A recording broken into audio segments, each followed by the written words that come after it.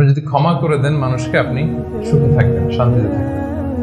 আমাদের হয় চলতি পথে আমাদের বন্ধুদের মধ্যে বা আমাদের প্রতিবেশীর সাথে বা আমার কলিগের সাথে বা আমাদের সমাজে অনেকের সাথে অনেকের নানা সময় এমন বিভেদ ঝগড়া এটা তৈরি হতে পারে, ফলে মনের মধ্যে ক্ষোভ, অশান্তি, ইভেন জেলাসিও আসতে পারে।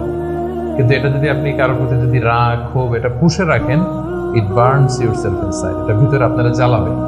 যারে হিংসা করতেছেন, যার ব্যাপারে ক্ষোভ রাখতেছেন, এর কোনো ক্ষতি হয় না। ক্ষতি হয় যে এই ক্ষোভটা লালন করে, এই রাগটা যে ছেড়ে ফেলতে পারে না হৃদয় থেকে, যে মন থেকে মানুষকে ক্ষমা করতে পারে না, সে কষ্ট পায়, অশান্তি নেমে আসে, দুঃখ নেমে আসে। আর যে সিম্পলি ক্ষমা করে দেয় সবাইকে, সে মানে সুখী একটা জীবনযাপন করতে পারে। এবং এটা জরিপেও, গবেষণাতেও দেখা গিয়েছে যে যে অন্যকে সহজে ক্ষমা করে দেয় সে হ্যাপি লাইফ লিড করে। তাহলে 2 নাম্বার কি? ফরগিভনেস, ক্ষমা করে দেয়া।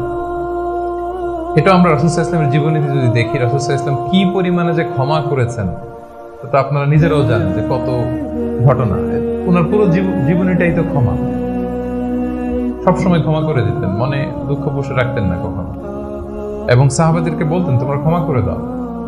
এক সাহাবী এসে বললেন, ইয়া রাসূলুল্লাহ, আমার তো অনেক কৃতদাস, ওরা শুধু কাজে ভুল করে, ওদেরও কি একটু পানিশমেন্ট দেওয়া উচিত না? রাসূল সাল্লাল্লাহু আলাইহি ওয়াসাল্লাম বলতেন, না।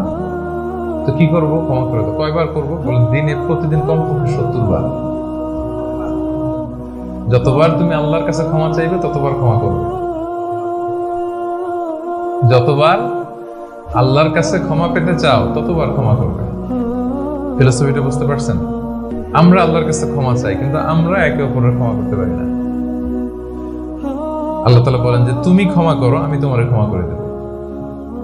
তুমি ক্ষমা করো তোমার ভাইদের, প্লিজ সাবস্ক্রাইব মাই আমি তোমার ক্ষমার ব্যবস্থা করতেছি।